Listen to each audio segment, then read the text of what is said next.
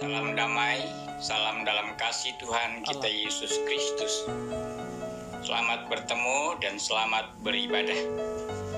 Apa kabar jemaat Tuhan? Puji Tuhan, baik. Puji Tuhan, malam ini kita masih dapat bersama mendengar firman Tuhan. Mari kita mempersiapkan hati kita untuk belajar mendengar apa kata firman Tuhan. Minggu lalu kita belajar dari satu tema tajuk menanggapi perintah dan hukuman. Itu yang kita ambil dalam kitab Yunus bab yang ketiga.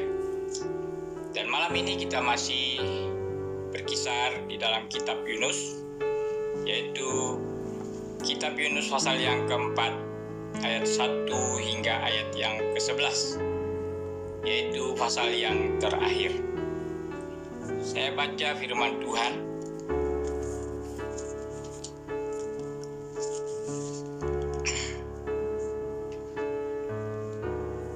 Tetapi hal itu sangat mengesalkan hati Yunus. Lalu marahlah ia dan berdoalah ia kepada Tuhan, katanya, "Ya Tuhan, bukankah telah kukatakan itu ketika aku masih di negeriku? Itulah sebabnya maka aku dahulu melarikan diri ke Tarsis.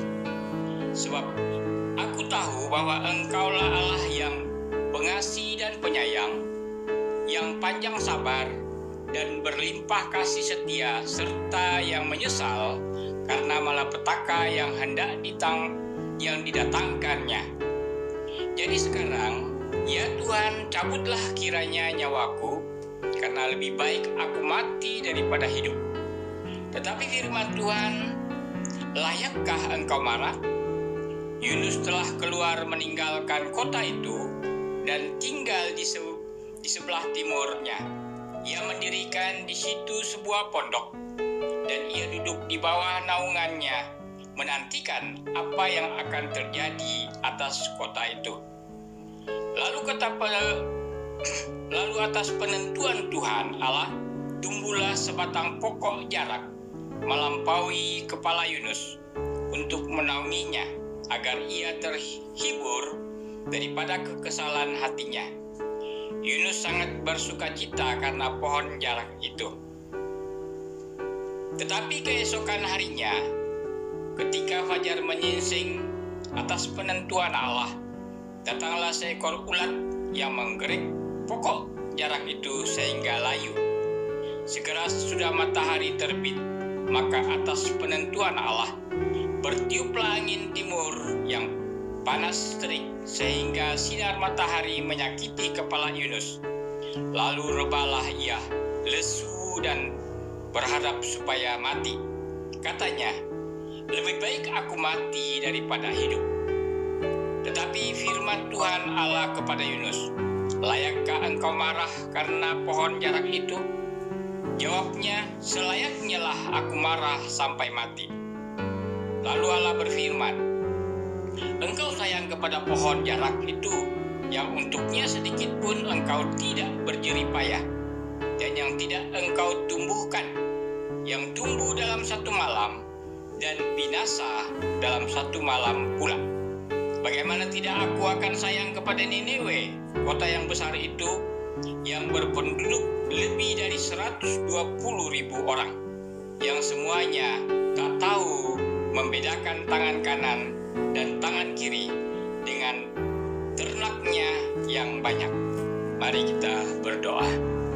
Bapa kami di sorga, malam ini kami masih belajar tentang perjalanan Yunus dan cerita yang telah dialaminya. Dan kami tahu bahwa apa yang tertulis bukan hanya sebagai sebagian untuk kami kenangkan, tetapi ia adalah satu pelajaran supaya kami lebih tahu apa maksud dan tujuan Tuhan, khususnya dalam pasal yang keempat ini. Terima kasih, Engkau akan mengurapi hamba-Mu, mengurapi pendengar, dan semuanya akan mendapat berkat. Inilah doa kami, dalam nama Yesus kami sudah berdoa. Amin. Malam ini saya akan mengambil satu tema dari pasal itu, yaitu segala sesuatu yang terjadi ada kebaikannya. Saya ulangi, segala sesuatu yang terjadi ada kebaikannya. Bapak, Ibu, Saudara sekalian, jemaat Tuhan yang dikasihi dalam kasih Kristus, sebagai manusia, pada umumnya semua sama. Apabila menerima suatu, sama ada itu menyenangkan atau menyakitkan atau merugikan, selalu yang keluar adalah pribadi didahulukan. Dan selain daripada itu, berpikiran negatif. Jadi ini adalah sesuatu yang biasa dialami oleh orang-orang seperti saya dan jemaat Tuhan. Jarang yang berkata puji Tuhan. Mungkin ada, tetapi kita boleh mengirakannya. Yang kedua, yang biasanya akan keluar apabila menerima banyak tantangan atau berkat, selalunya kita akan lebih cepat cenderung marah Tuhan. Mari kita selidiki kitab Yunus, khususnya dalam bab yang keempat. Yang pertama, kita melihat sikap Yunus. Walaupun ia sudah diajar dari pasal 1 hingga pasal yang ketiga pada minggu yang lalu, jadi kita masih berbicara tentang Yunus dalam pasal yang keempat. Sikap Yunus yang kita lihat, ada dua perkara yang saya mau bagi tahu dalam penyelidikan kitab ini. Yang pertama, di mana Yunus marah kepada Tuhan. Itu terjadi dalam pasal yang keempat, ayat 1 hingga ayat yang ketiga bunyi demikian. Tetapi hal itu sangat mengesalkan hati Yunus, lalu marahlah ia dan berdoalah ia kepada Tuhan. Katanya, "Ya Tuhan, bukankah telah kukatakan itu ketika aku masih di negeriku?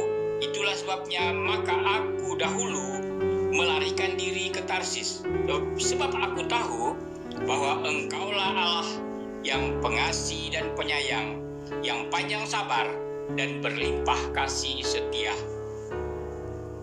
Saudara yang dikasihi dalam Yesus Kristus, apa yang berlaku kepada Yunus? Karena ia sebenarnya masih menanti-nantikan apa yang berlaku di kota Nineve. Karena dia tahu apabila dia sudah melarikan diri dari tempat di mana dia disuruh, dan kini dia dikembalikan dengan cara yang sangat mujizat, dan sekarang dia mau melihat keadaan itu. Tetapi dengan perantaran Tuhan, dan Allah berkata kepadanya bahwa Allah menyesal dan ia ingin menyelamatkan Nineve daripada malapetaka yang dinyatakannya. Yang kedua, sikap Yunus yang kedua, mengapa dia marah? Orang Nineve adalah musuh besar orang Israel. Dalam ayat yang kelima, berbunyi demikian. Yunus telah keluar meninggalkan kota itu dan tinggal di sebelah timurnya.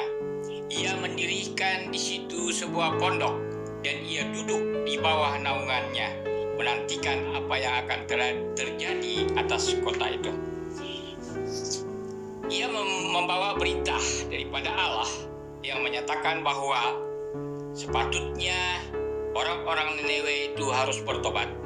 Karena isi daripada firman Tuhan yang diberitakan oleh Yunus, hanya 40 hari kota ini akan ditukang balikan. Dan perkara itu adalah diambil oleh Yunus dengan pemikiran yang negatif, karena dia masih mempunyai rasa dendam kepada orang-orang di Nineve. Makanya itu dia harus mau tunggu apa yang berlaku, dan dia akan duduk dan keluar dari kota itu, duduk di atas gunung untuk melihat kalau Tuhan menepati yang dia katakan melalui Yunus. Nah, saudara sekasih dalam Yesus Kristus, inilah keadaan kita sebagai manusia. Biasanya kita akan melakukan perkara seperti Yunus juga. Yang kedua, sebenarnya Allah menunjukkan kasih-Nya, tetapi yang selalunya dilakukan oleh Yunus karena dia melaksanakannya karena dia tahu hanya di dalam keluarga, kaum, dan tempatnya atau umatnya dia dipanggil sebagai umat pilihan Allah. Dalam Yunus 1 ayat 14 hingga 17, dia lupa yang dia dilindungi dalam perut ikan. Dia lupa kasih Allah yang begitu besar. Dia lupa penyertaan Allah yang begitu hebat. Dia lupa mujizat yang berlaku kepada dirinya, yang sepatutnya dia akan beritakan kepada orang-orang di Nineve. Kita lihat dalam ayat yang ke-14 yang berbunyi demikian di pasal yang pertama. Lalu berserulah mereka kepada Tuhan, katanya, "Ya Tuhan, janganlah kiranya Engkau biarkan kami binasa karena nyawa orang ini. Dan janganlah Engkau tanggungkan kepada kami darah orang yang tidak bersalah, sebab Engkau Tuhan telah berbuat seperti yang Kau kehendaki." Kemudian mereka mengangkat Yunus lalu mencampakkannya ke dalam laut, dan laut berhenti mengamuk. Orang-orang itu menjadi sangat takut kepada Tuhan, lalu mempersembahkan korban sembelihan bagi Tuhan, serta mengikrarkan nazar. Maka atas penentuan Tuhan, datanglah seekor ikan besar yang menelan Yunus, dan Yunus tinggal di dalam perut ikan itu 3 hari 3 malam lamanya. Nah, sepatutnya Yunus akan tahu bagaimana Allah itu penuh kasih. Walaupun dia sendiri boleh berkata bahwa Allah itu pengasih dan penyayang, tetapi ia belum tahu menanggapinya di dalam kehidupannya. Itulah dinyatakan bahwa perlindungan yang dia terima dia belum kenal. Yang kedua, kita melihat waktu Allah menunjukkan kasih-Nya yang sepatutnya Yunus boleh memahaminya, di mana Yunus dilindungi dari satu pokok jarak yang tumbuh dengan ajaib pada waktu dia memerlukannya. Di dalam pasal yang keempat ayat 6 hingga 8 berbunyi demikian. Lalu atas penentuan Tuhan, Allah tumbuhkan sebatang pohon jarak melampaui kepala Yunus untuk menaunginya, agar ia terhibur daripada kekesalan hatinya. Yunus sangat bersukacita karena pohon jarak itu. Dan ini kita melihat di mana Yunus lupa tentang hal-hal seperti ini, dan ia masih memikirkan bahwa Allah akan menepatkan janjinya seperti yang dia katakan, untuk mengatakan bahwa orang-orang Nineve dihukum. Saudara yang sekasihi dalam Tuhan kita Yesus Kristus, pada malam hari ini melalui kitab ini kita akan melihat bahwa untuk kita pada malam hari ini sebagai pelajaran daripada kitab Yunus, yang pertama kita lihat Yunus lebih fasih menyebut Allah itu penyayang dan pengasih. Itu terjadi di dalam ayat yang kedua, di mana berkata, "Dan berdoalah ia kepada Tuhan, katanya, Ya Tuhan, bukankah telah kukatakan itu ketika aku masih di negeriku?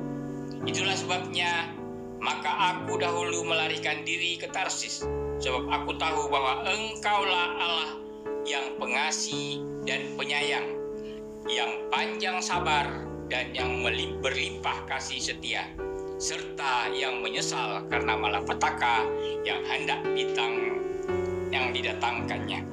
Nah, ini selalunya kita akan lihat dan dalam kehidupan orang-orang percaya pada masa kini.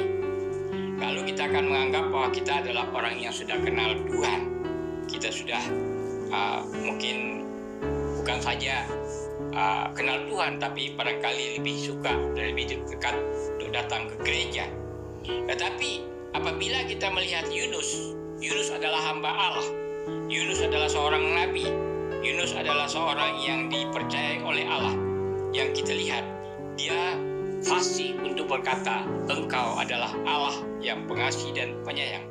Tetapi dari sikap kehidupannya, dia belum tahu siapakah Allah sebenarnya. Mengapa dia marah kalau dia menyebut Allah itu pengasih dan penyayang?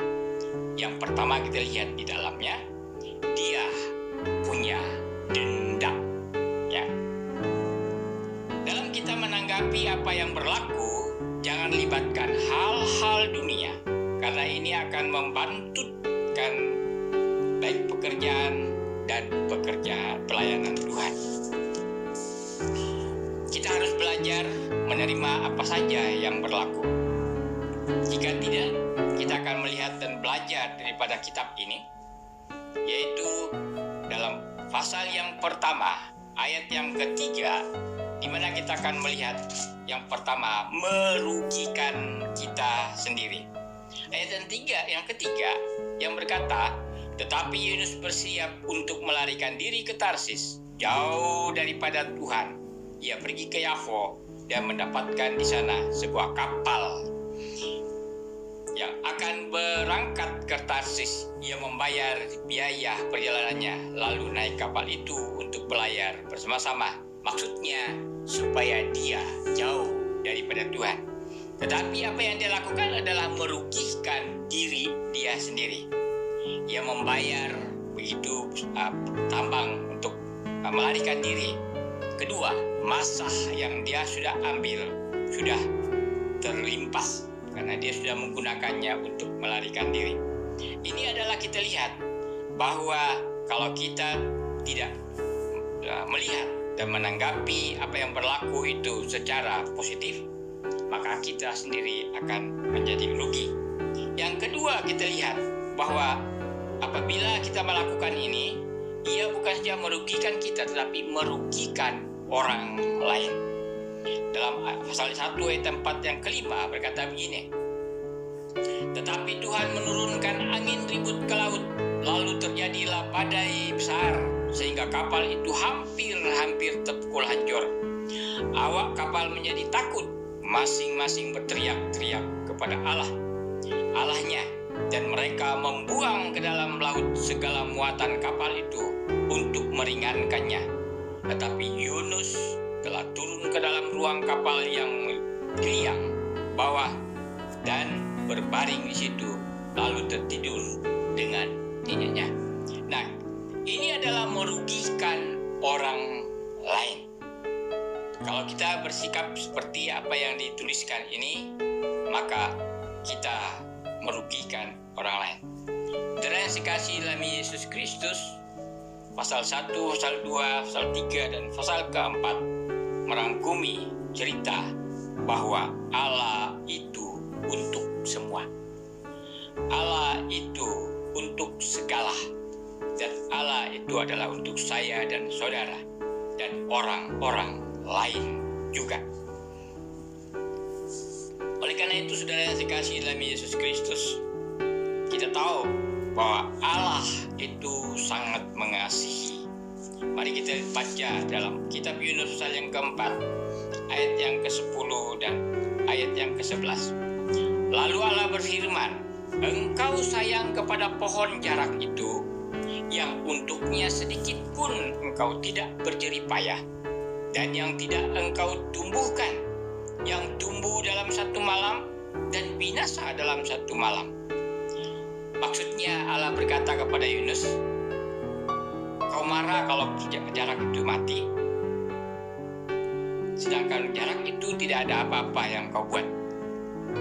Itu kata firman Tuhan. Ayat yang ke-11, bagaimana tidak aku akan sayang kepada Niniwe, kota yang besar itu, yang berpendudukan lebih daripada 120.000. Allah berkata bahwa mereka juga tidak tahu.